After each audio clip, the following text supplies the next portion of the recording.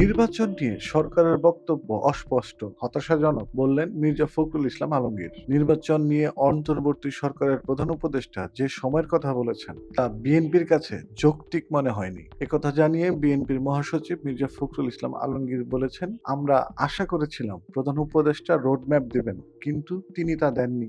এটা আমাদের হতাশ করেছে। রাজধানীর গুলশানে বিএনপির চেয়ারপারসনের কার্যালয়ে আজ বৃহস্পতিবার সকালে এক সংবাদ সম্মেলনে একথা বলেন মির্জা ফখরুল।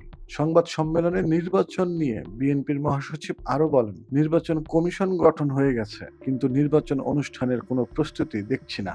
নির্বাচনের সময়ের ব্যাপারে প্রধান উপদেষ্টা জাতির উদ্দেশ্যে দেওয়া ভাষণ ও তার প্রেস সচিবের বক্তব্যকে সাংঘর্ষিক বলেও উল্লেখ করেন বিএনপির মহাসচিব।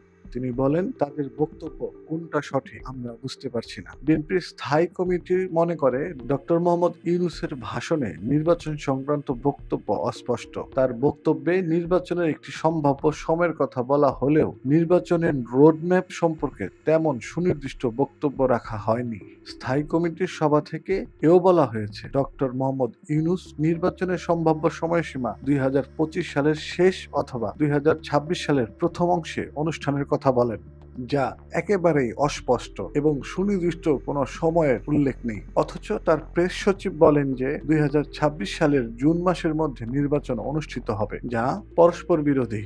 বিএনপির মহাসচিব জানিয়েছেন, তাদের দলের নীতি নির্ধারণী ফোরাম স্থায়ী কমিটি মনে করে নির্বাচন কেন্দ্রিক সংস্কারগুলো সম্পন্ন করে দ্রুত নির্বাচন অনুষ্ঠান সম্ভব। জনগণ এ বিষয়ে প্রধান উপদেষ্টার কাছে সুস্পষ্ট বক্তব্য প্রত্যাশা করে। নির্বাচনের সুনির্দিষ্ট সময় রাজনৈতিক দল ও অন্যান্য অংশীজনের সঙ্গে আলোচনার মাধ্যমে নির্ধারণ করা উচিত। গতকাল বিএনপির স্থায়ী কমিটির সভায় সভাপতিত্ব করেন দলটির ভারপ্রাপ্ত চেয়ারম্যান তারেক রহমান।